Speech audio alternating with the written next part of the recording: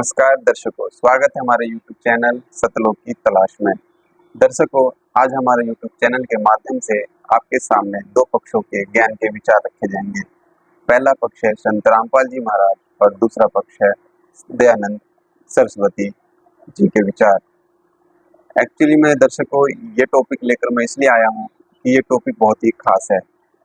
आज हम जानेंगे कि संत रामपाल जी महाराज ने ऐसा क्या खोल के दिखा दिया जो आर्य समाज के लोग भड़क गए और संत रामपाल जी महाराज से ईर्ष्यावश उनसे ज्ञानों का युद्ध छिड़ गया।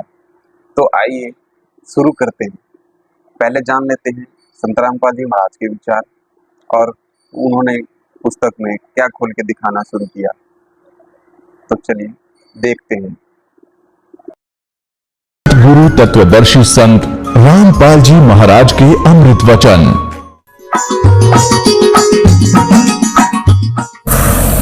सतगुरुदेव की जय। बंदी छोड़ कबीर साहिब की जय। बंदी छोड़ गरीबदास जी महाराज जी की जय हो। स्वामी रामदेवानंद जी गुरु महाराज जी की जय हो।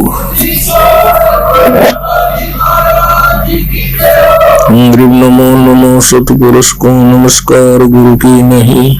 सुर नर मुनि साधुओं संतों सर्वस दे नहीं। सतगुरु साहेब संत सब दंडोतम प्रणाम। आगे पीछे मध्य हुए तिनको जान कुर्बान। पुणात्माओं, जो व्यक्ति वेदों से परिचित नहीं और वेदों को आधार मान के श्रद्धालुओं को ज्ञान बांटते हैं, तो उन्होंने भगत समाज के सामने सत्य पेश नहीं किया। असत्य का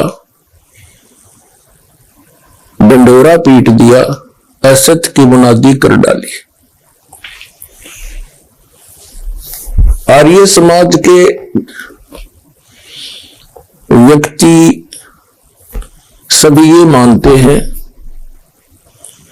कि महर्षि दयानंद जी वेदों के पूर्ण विद्वान थे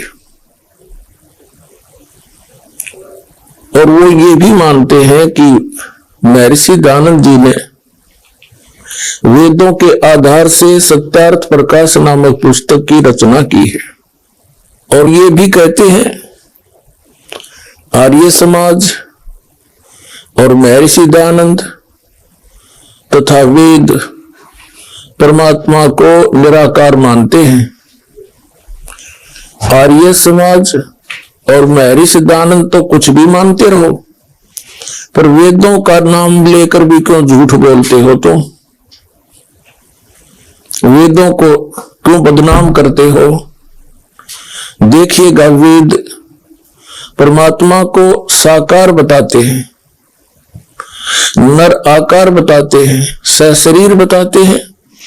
उसका नाम कबीर देव है। कबीर, हम उसको कबीर साहब कहते हैं। महर्षि दयानंद जी और उनके अनुयायी नहीं मानते कि परमात्मा कहीं ऊपर किसी एक स्थान पर विराजमान है,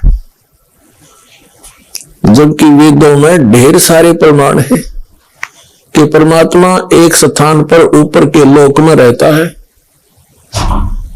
और वहां से गति करके चल के यहां आता है, अच्छी आत्माओं को मिलता है। अब आपके समक्ष इन्हीं आर्य समाज के प्रवर्तक महर्षि दयानंद सरस्वती जी द्वारा अनुवादित तथा उनके ही अनुयायी आचार्यों द्वारा अनुवादित वो वेद रूबरू करते हैं, जिनमें परमात्मा सशरीर नर आकार मनुष्य सदृश है, राजा के समान देखने में ऊपर के लोक में विराजमान है, वहां से गति करके यहां आता है और अच्छी आत्माओं को मिलता है। देखिएगा, ऋग्वेद ये 9 और 10 मंडल इकट्ठे ही अनुवादित हैं। हिंदी भाषा ये कौन है इन प्रकाशक और अनुवादक?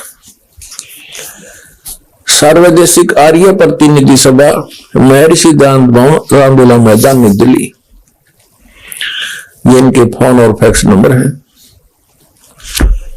आर्य भाषा भाष्य यानी अनुवाद करता, मुद्रक है Prince offset printers, 1510 Pataudi house, Daryaganj, नई दिल्ली। फोन नंबर इतने इनके।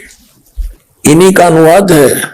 एक विशेष आश्चर्य की बात है पुण्यात्माओं, जो वेदों के जानकार कहलाते हैं और परमात्मा को निराकार बताते हैं, उन्हीं के कर कमलों से अनुवादित है ये वेद। यहां परमात्मा ने दया करी आप और हम पर, इनकी बुद्धि पर पत्थर डाल दिए, इन चंद श्लोकों के अनुवाद ठीक करवा दिए।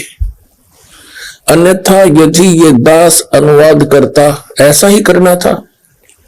लेकिन ये कहते कि रामपाल को संस्कृत नहीं आती, उसने गुरुओं के पास बैठकर जो है ना वैदिक रीति से ग्रंथों को पढ़ा नहीं।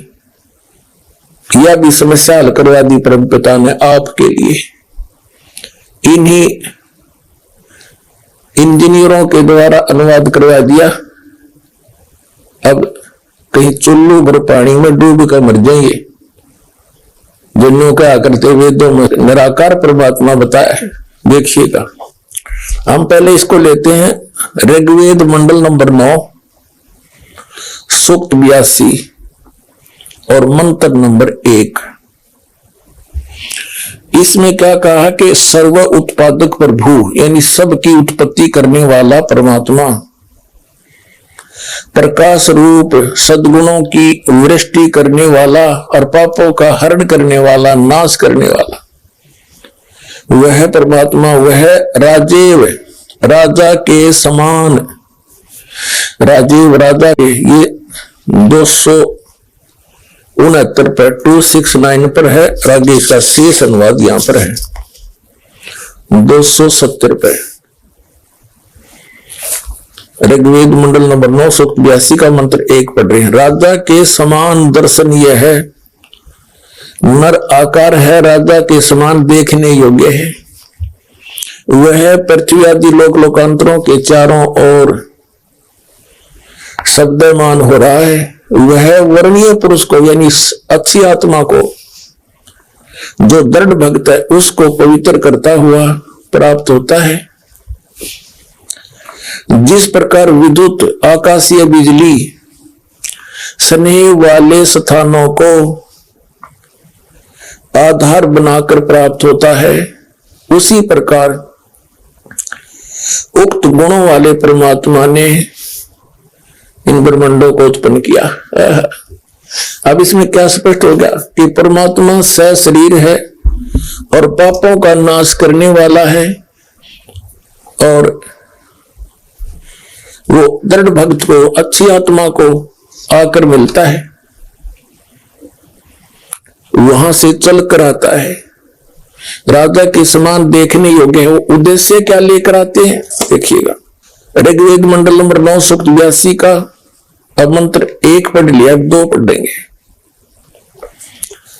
हे परमात्मन, उपदेश करने की इच्छा से आप यानी तत्व ज्ञान बताने के लिए आप महापुरुषों को प्राप्त होते हो, उनको मिलते हो।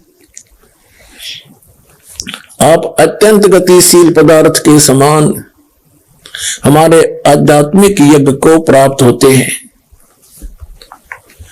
आप इन्होंने कबीर का अर्थ सर्वज्ञ कर दिया। यह है कबीर वेदस्य, ये ऊपर रह लगा है, संधि छेद करके इन्होंने इसका अर्थ सर्वज्ञ कर दिया। यहां लिखना था आप कबीर देव हैं, शुद्ध स्वरूप हैं, हमारे पापों को दूर करके हे सोम, हे अमर परमात्मा, आप हमको सुख दे। अब ये समस्या हल करते हैं, ये समाधान करते हैं कि कबीर की जगह कबीर देव लिखना था, कबीर देव। हम जैसे वेदों को वेद बोलते हैं, जैसे किसी का नाम वेद प्रकाश है, वो लिखता है वेद प्रकाश, हम बोलते हैं वेद प्रकाश। तो ऐसे ही हम वेदों को वेद बोलते हैं और कबीर को कबीर बोलते हैं, कबीर को कबीर। तो ये सिद्ध करते हैं कि जहां कवि लिखा है ना अपसर्ग लगा के, तो बुद्धिमान व्यक्ति जो परमात्मा से परिचित है, दातुम ज्ञान से परिचित है, वो यदि अनुवाद करेगा तो यहां लिखेगा कबीर देव, यहां सर्वज्ञ नहीं लिखना, क्योंकि यहां परमात्मा की महिमा चल रही है। और जहां परमात्मा का वर्णन हो वेद में, तो वहां कबीर का अर्थ कबीर देव लिखना पड़ेगा। हम कबीर साहब कहे, देव माने भगवान। जिस प्रकार इन्होंने यजुर्वेद के अनुवाद में किया वो दिखाते हैं। देखिएगा ये यजुर्वेद है, हमने ऋग्वेद रख दिया, अब यजुर्वेद में दिखाते हैं। प्रकाशक है सर्वदेशी कार्य प्रतिनिधि सभा 2/5 महर्षि दान भवन रांगला मैदान नई दिल्ली से छपा। ये इसका अनुवाद करता है। मुद्रक है Prince offset printers 1510 Pataudi house Daryaganj नई दिल्ली से। इसके हम आपको 36 में अध्याय में ले चलते हैं। 36 में अध्याय, ये अध्याय 36वां 60 अध्याय। इसके प्रथम मंत्र में लिखा है कि ऋचम वाचम परपदे मनो यजु परपदे। ये यजु शब्द है, इसका 2 अपसर्ग लगे हैं। तो इसका अनुवाद महर्षि दानव जी ने बिल्कुल ठीक किया। देखिएगा यहां पर किया है, यजु का अर्थ कर दिया यजुर्वेद, बिल्कुल सही लिखा। यदि इस शब्द का अर्थ कर देते तो कैसे जानते कि यजुर्वेद के बारे में कहा है ये। ठीक इसी प्रकार जहां पर वेदों में परमात्मा की महिमा हो तो वहां लिखना पड़ेगा कि आप कबीर देव हैं, सर्वज्ञ। कोई कवि सर्वज्ञ हुआ आज तक? यदि कोई काव्यकार के बारे में कोई प्रकरण हो, प्रसंग हो, तो वहां कवि शब्द अंडरस्टूड है, काव्यकार है। लेकिन परमात्मा की महिमा है वेद में जहां पर, तो वहां कबीर देव लिखना पड़ेगा, उस कबीर का अर्थ। ठीक इसी प्रकार जहां पर कबीर शब्द है ऐसे लिखा हुआ, उसको कबीर देव लिखना चाहिए इन्होंने। हम व को ब बोलते हैं, हम कवि को कवि बोलते हैं, कबीर। देव माने परमात्मा दिखाते हैं आपको इन्हीं के अनुवादों में। देखिएगा ये अथर्ववेद है, ये कहां से छपा है ये देखिएगा। प्रकाशक है पंडिता राकेशा रानी, प्रधान कार्यालय वेद मंदिर महात्मा वेद भिक्षु सेवा आश्रम लेखराम नगर इब्राहिमपुर मुखमेलपुर दिल्ली। ठीक है, इसका चतुर्थ कांड देखेंगे। ये चतुर्थ कांड अनुवाद नंबर 1 और मंत्र नंबर 7 में इन्होंने सभी फैसला कर रखे हैं। इसमें क्या लिखा है कि संस्कृत में ये अथर्वणम पितरम देव बंधु बृहस्पतिम नमसा अवगच्छात तम विश्वेशाम जनिता यथा स कबीर देव न दबायत सौधावान। इसमें इन्होंने देखो, इन्होंने कबीर का अर्थ कर दिया मेधावी और सौधावान माने कर दिया अनुवासम धारण सामर्थ्य वाला। देव माने परमेश्वर, न माने कभी नहीं, दबायत माने ठगता। इसका देव माने परमेश्वर, ये कबीर देव, कबीर परमेश्वर लिख देते, कबीर देव लिख दिए। देखो हम इनकी व्याकरण को भी डिस्टर्ब करना नहीं चाहते, ये व्याकरण के ठेकेदार बन रहे हैं। इसको लिख दें कबीर देव सीधा, बस। देव माने परमेश्वर, ये खुद अनुवादित कर रहे हैं। अरे कबीर माने कबीर, हम कबीर देव कहने लगे, कबीर परमेश्वर। वेद में जहां कबीर लिखा है, जैसे यजुर लिखा है, यजु ही यजुर, कवि ही कबीर, तो वो कबीर देव लिख दे जहां परमात्मा की महिमा चल रही हो, और जहां किसी काव्यकार का वर्णन है वह कवि का अर्थ अपने आप ही बदल जाता है। तो यहां परमात्मा की महिमा है वेदों में। अब हम फिर लेते हैं ऋग्वेद, यजुर्वेद रख दिया, अब ऋग्वेद, ये है वही ऋग्वेद।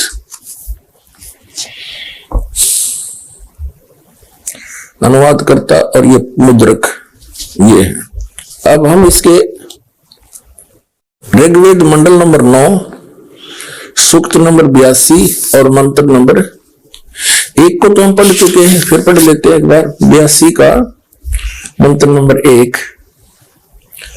इसमें कि ए सर्व उत्पादक प्रभु, प्रकाश रूप, सद्गुणों की वृष्टि करने वाला, पापों का हरण करने वाला, पाप नाश करने वाला, राजे राजा के समान, 269 पद राजा के और 270 रुपए के समान दर्शनीय है। और वह पृथ्वी आदि लोक लोकांतरों के चारों ओर शब्दमान हो रहा है। वह वर्णीय पुरुष को, श्रेष्ठ पुरुष को, भक्त को, जो दृढ़ भक्त है उसको पवित्र करता हुआ प्राप्त होता है। जिस प्रकार विद्युत स्नेह वाले स्थानों को आधार बनाकर, विद्युत माने आकाशीय बिजली, प्राप्त होता है। अब इसका क्या अर्थ है? जैसे दृढ़ भक्त को, अच्छी आत्मा को भगवान मिलता है, और वो कैसे मिलता है? जैसे आकाशीय बिजली धातु विशेष पर गिरती है। जैसे पहले कांसी धातु के थाली और बेले हुआ करते, कांसी, और वर्षा के दिनों में यदि वो बाहर आंगन में पड़े होते तो हमारी दादी जी कहा करती कि इन कांसी के थाली और बेलों को अंदर रख लो। आकाशीय बिजली अमूमन कांसी धातु पर गिरती है क्योंकि उसका उससे एक विशेष अट्रैक्शन होता है। ऐसे ही परमात्मा ऊपर के लोक में रहता है, सतलोक में, जो लोक के तीसरे पृष्ठ पर विराजमान है, और वहां से गति करके आता है। उन अच्छी आत्माओं को, दृढ़ भक्तों को मिलता है जो उनके मार्ग को आगे बढ़ा सके, विचलित ना हो, जो दृढ़ भक्त हो, उनसे उस परमात्मा का विशेष अट्रैक्शन होता है। वो परमात्मा किन किन को मिले हैं? आदरणीय धर्मदास साहब जी को, बांधवगढ़ वाले को, आदरणीय मलुकदास साहिब जी को, आदरणीय नानक साहिब जी जो सिख धर्म के प्रवर्तक है, आदरणीय दादू साहिब जी को, आदरणीय गरीबदास साहिब जी गांव छुड़ानी जिला झज्जर वाले को, आदरणीय घीसा दास साहिब जी गांव खेखड़ा जिला मेरठ उत्तर प्रदेश वाले को, और आदरणीय महर्षि रामानंद जी को। तो इन महापुरुषों के बारे में दास को जानकारी है, जिन दृढ़ भक्तों को परमात्मा आकर मिले। तो उन महापुरुषों ने परमात्मा को जाना और सचखंड लेकर गए भगवान जहां वो रहते हैं, सतलोक में, और वहां से वापस छोड़ा। फिर उन्होंने आंखों देखा हाल अपनी अमृतवाणी में वर्णन करके आए, और वो भी यही बताते हैं जो वेद बताते हैं। क्योंकि परमेश्वर कबीर जी जब ये लीला करने वो आते हैं, अच्छे भक्तों को मिलते हैं, तो उन्होंने स्वयं आकर बताया था कि वेद मेरा भेद है, मैं ना मिलूं वेदन के माही, और जौन वेद से मैं मिलूं वो वेद जानते नहीं। ये चारों वेद कबीर परमेश्वर जी कहते हैं मेरी ही महिमा का गुणगान करते हैं। लेकिन इन वेदों में मुझे पाने की, सतलोक में स्थायी स्थान पाने की वो विधि नहीं है। वो अन्य वेद है जो सूक्ष्म वेद, जो सच्चिदानंद घन ब्रह्म की वाणी में स्वयं परमात्मा आकर बताते हैं। उस वेद में, उस ज्ञान में, उस सूक्ष्म वेद में लिखा है, उसके बारे में इन वेदों में वर्णन नहीं। इसलिए जौन वेद से मैं मिलूं ये वेद जानते ना, तो अब कबीर परमेश्वर जी की महिमा परिपूर्ण है। वेद भी बताते हैं वो परमात्मा सतलोक में रहता है, वहां से गति करके आता है। और ये लीला परमेश्वर ने की हुई, कबीर परमेश्वर जी ने, जिसको धान जुलाहा कहा करते, जो 600 वर्ष पहले सहश्री राय थे, कमल के फूल पर एक शिशु रूप धारण करके विराजमान हुए थे। और उसके बाद नीरुनिमा नाम के एक निसंतान दंपति थे, वो उनको उठा ले गए। वहां उनकी परवरिश की लीला हुई। धीरे धीरे छोटी सी उम्र में बड़े होते ही 5 वर्ष की आयु में बड़े बड़े विद्वानों के छक्के छुड़ा दिए थे परमात्मा ने, इस तत्व ज्ञान के आधार से। लेकिन उन नकमी आत्माओं ने, ऋषियों, महर्षियों, मंडलेश्वरों ने, अज्ञानियों ने, आचार्य और शंकराचार्य और उन नकली ब्राह्मणों ने परमात्मा के उस ज्ञान को ऊपर नियान दिया। आज इस दास को भेजा है। ऐसे समय में परमात्मा ने सबसे पहले आपको शिक्षित किया, सदग्रंथों से दास को परिचित किया, और ये ऐसे इंस्ट्रूमेंट बनवा दिए, आप घर बैठे देख सकते हो सच्चाई को, या रजा करी भगवान ने आपके ऊपर। तो प्रसंग चल रहा है, परमात्मा वेदों में सशरीर है, मनुष्य दृश्य है, और वो राजा के समान देखने योग्य है। एक स्थान पर रहता है, वो भी प्रमाण करते हैं। वो किस उद्देश्य से आता है, वहां से गति करके देखिए। ऋग्वेद मंडल नंबर 9 सूक्त 82 मंत्र 1 पढ़ लिया आपने, एक दूसरा पढ़ देंगे। हे परमात्मा, उपदेश करने की इच्छा से, यानी ज्ञान देने की इच्छा से आप महापुरुषों को प्राप्त होते हो। आप अत्यंत गतिशील पदार्थ के समान हमारे अध्यात्म यज्ञ को प्राप्त होते हैं। आप, इन्होंने ये सर्वज्ञ कर दिया, यहां लिखना आप कबीर देव हैं, हम उसको कबीर साहब कहते हैं, कबीर भगवान, अल्लाहू अकबर, शुद्ध स्वरूप हैं। हमारे पापों को दूर करके ही सोम आप हमको सुख दें।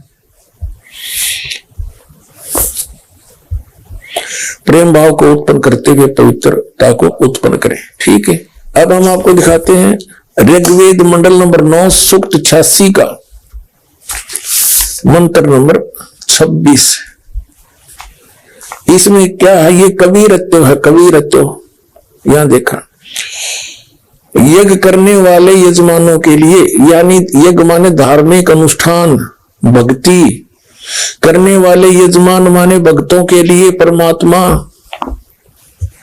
सब रास्तों को सुगम करता हुआ उनके विघ्नों को, संकटों को नाश करता है, मर्दन करता है, उनको पवित्र करता हुआ और अपने रूप को सरल करता हुआ वह कांति में परमात्मा वो कबीर देव है। यहां सर्वजनी यहां लिखना था कबीर देव, कबीर साहब। विद्युत के समान क्रीड़ा करता हुआ वर्णीय पुरुष को, यानी अच्छी आत्मा को, श्रेष्ठ भक्त को प्राप्त होता है। आप देखो ऋग्वेद मंडल नंबर 9 सूक्त 86 का मंत्र 26 पढ़ लिया, अब 27 पढ़ेंगे। इतना सा पढ़ेंगे, जो परमात्मा धूलोक के तीसरे पृष्ठ पर विराजमान है, एक स्थान पर रहता है, जो परमात्मा धूलोक के तीसरे पृष्ठ पर विराजमान है, वहां बैठा है। अपने आत्मा धूलोक का अर्थ है तेजो में लोक, वो सतलोक जिसको संत भाषा में हम सतलोक कहते हैं, सत्यलोक कहते हैं, सचखंड कहते हैं। वह पृथ्वी 100 प्रकाशित है हीरे की तरह, और उस सतलोक के 3 पोर्शन हैं, 3 विभाग, डिवीजन हैं। तो उसके तीसरे विभाग में सबसे ऊपर वाले स्थान पर परमात्मा विराजमान है, गुम्बज के अंदर, सिंहासन के ऊपर राजा की तरह। सिर पे मुकुट है, ऊपर सफेद छत्र है। अपना महर्षि दयानंद क्या कहते हैं, क्या मानते हैं कि परमात्मा एक स्थान पर नहीं है, अब थोड़ा सा उसका प्रकरण दिखाते हैं सत्यार प्रकार से, फिर आगे चलेंगे। पहले महर्षि दानंद द्वारा प्रकाशित उनका अनुभव सारे जीवन में, उन्होंने जैसा वेदों को जाना और जैसा सारे जीवन में अनुभव करके उसने अध्यात्म मार्ग को समझा, वो सारा का सारा अपना अनुभव सत्यार्थ प्रकाश नामक पुस्तक में लिख गए। तो सत्यार्थ प्रकाश को तो महर्षि दानंद समझो, उनका अनुभव है तो वही समझो, उन्होंने अपना सारा जो भी अंदर संग्रह था वो सारा लिख दिया। अब देखो महर्षि दानंद जी क्या बताते हैं परमात्मा के विषय में। ये है सत्यार्थ प्रकाश। अब देखो महर्षि दानंद के इस पोज में देख के ओहो आदमी कट के मर जा, अगले महात्मा के इसने तो कमाल कर रखा होगा, भगवान से सीधा कनेक्शन कर रखा होगा। अब देखना फिर इसके अनुभव से पता चलेगा। ये है अथ सत्यार्थ प्रकाश है। अब देखो इसमें क्या लिखा है कि वेद आदि विविध, यानी वेद आदि भिन्न भिन्न सद शास्त्र प्रमाणी, सद ग्रंथों से प्रमाण लेकर इसकी रचना की है। किसने? श्रीमत परमहंस परिव्राजक आचार्य महर्षि दानंद सरस्वती स्वामी भी रचित है। इसके आगे और पाछे कितनी उपमा ला रखी है। ये प्रकाशक है वैदिक यति मंडल, दानंद मठ, दीनानगर, पंजाब से। और ये वही प्रकाशक है वही। और ये है मुद्रक है आर्य प्रिंटिंग प्रेस, दानंद मठ गोहाना मार्ग रोहतक। ठीक है। अब इसके 153 पृष्ठ पर दिखाते हैं आपको। सप्तम समोल्लास सत्यार्थ प्रकाश 153 पृष्ठ इस प्रकाशन के यहां देखते हैं। किसी ने प्रश्न किया ईश्वर व्यापक है व किसी देश विशेष में रहता है? उत्तर महर्षि दानंद का व्यापक है, क्योंकि जो एक देश में रहता तो सर्व अंतर्यामी, सर्वज, सर्वनियंता, सबका सृष्टा, सबका धर्ता और प्रलय करता नहीं हो सकता। आपत देश में कर्ता की क्रिया का अभाव है। अब ये स्पष्ट कर दिया महर्षि दानंद ने कि परमात्मा एक देश में नहीं रहता, एक देश में रहकर वो सारी सृष्टि में रचा क्यों करे। ये तो जड़मती व्यक्ति के विचार होते हैं। परमात्मा के वचन में इतनी शक्ति, एक शब्द में सब कुछ रच दे वो। फिर भगवान मारे जैसा होगा तो फिर परमात्मा क्या आएगा। और दिखाते हैं कि महर्षि दानंद ने इसी सत्यार्थ प्रकाश में इसी बात पर कटाक्ष किया है मुसलमान धर्म के ऊपर कि तुम्हारा खुदा क्या मनुष्य की तरह है जो एक स्थान पर रहता है, तो एक स्थान पर रहने वाला भगवान नहीं हो सकता। देखिए ये है सत्यार्थ प्रकाश चतुर्दश समोल्लास 14वें समोल्लास में 480 पे 480 पृष्ठ है। इसमें निश्चय ही परवरदिगार तुम्हारा अल्लाह है, जिसने पैदा किया आसमानों और पृथ्वी के बीच 6 दिन के, फिर करार पकड़ा, अर्श के तदबीर करता है काम की। अब ये कुरान शरीफ है, कुरान शरीफ की कोई आयत का अनुवाद है। महर्षि दानंद ने इसके ऊपर कटाक्ष किया है, मिथ्या आलोचना की है, ज्ञानता से क्या कहा है, ये सिद्ध करता है कि ये लिखा है कि तो जो हो मेरे हुक्म से और हो गया। जब कुरान में ऐसा लिखा है फिर 6 दिन कभी नहीं लग सकते, इससे 6 दिन लगना झूठ है। जो वह व्यापक होता तो ऊपर अर्श के क्यों ठहरता, और जब तदबीर करता है काम की तो ठीक तुम्हारा खुदा मनुष्य के समान है। महर्षि दानंद नहीं मानते खुदा परमात्मा मनुष्य के समान है, यह कटाक्ष कर रहा है, क्योंकि जो सर्वज्ञ है वह बैठा बैठा तदबीर क्या करेगा। इससे विदित है कि ईश्वर को न जानने वाले जंगली लोगों ने यह पुस्तक बनाया होगा। अब महर्षि दानंद की देख कितनी बेहुदे ढंग से इसने कैसी आलोचना की है। और ये क्या कहना चाह रहा है कि तुम कह रहे हो कि खुदा ने 6 दिन में सृष्टि रची, 7वें दिन तख्त पर जा बैठा, तो तख्त पर बैठ गया और तो उसका मतलब वो मनुष्य जैसा हुआ। मेरे सिद्धांत कहते हैं नहीं, वो तो व्यापक है, अर्थात एक स्थान पर नहीं रहता। आगे देखो, इसी में 481 पृष्ठ पर 14वें समोल्लास के 481 पृष्ठ पर क्या कहता है। ये कोई आयत है कुरान की, ये इतनी इस तो इस पर अब अदर कटाक्ष करते हुए कहते हैं कुरान की इधर की ओर से उतरा, क्या खुदा ऊपर रहता है?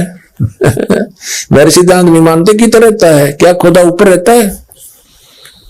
जो ये बात सच है तो एक देशी होने से ईश्वर नहीं हो सकता। एक देशी माने एक स्थान पर बैठने वाला भगवान नहीं हो सकता, क्योंकि ईश्वर सब ठिकाने एक रस व्यापक है। पैगाम पहुंचाना हलकारे का काम है। हलकारा की आवश्यकता उसी को होती है जो मनुष्यवत एक देशी हो, और हिसाब लेना देना भी मनुष्य का काम, ईश्वर का नहीं, क्योंकि वह सर्वज्ञ है। यह निश्चय होता है कि किसी अल्पज्ञ मनुष्य का बनाया हुआ कुरान है। अल्पज्ञ माने मंद बुद्धि के व्यक्ति का बनाया हुआ कुरान है, महर्षि दयानंद करें। अब इसमें क्या स्पष्ट कर दिया स्वामी जी ने, महर्षि दयानंद जी ने, कि ये नहीं मानते परमात्मा मनुष्य जैसा है, ये नहीं मानते कहीं एक ठिकाना रहता है, और आप जी को अभी वेदों में प्रमाण करते हैं कि वो एक स्थान पर रहता है, दो लोग के तीसरे स्थान पर वहां से गति करके आता है। सत्यार्थ प्रकाश पुस्तक को खोलकर दिखाया और उसमें दिखाया कि किस प्रकार की बातें लिखी गई हैं। दर्शकों, यह वीडियो केवल एक आधे घंटे की थी। ये फर्स्ट पार्ट था, सेकंड पार्ट के लिए वेट करें, आपको सेकंड पार्ट भी दिखाया जाएगा। और दर्शकों, उम्मीद करता हूं कि ऐसे ही सत्य को जानने के लिए हमारे चैनल को सब्सक्राइब जरूर करोगे और हमारे चैनल के साथ जुड़े रहोगे। दर्शकों, डिस्क्रिप्शन में जाके आप हमारे टेलीग्राम चैनल को भी सब्सक्राइब कर सकते हो, जिससे लेटेस्ट अपडेट आपको मिलता रहेगा। दर्शकों, ये चैनल के माध्यम से मैं आपको बताना चाहता हूँ कि ये वो चैनल है सतलोक की तलाश, जिसे सतलोक की तलाश आप कर सकते हो। सतलोक यानी सनातन परमधाम, जहाँ से हम बिछुड़ कर यहाँ फंस गए हैं।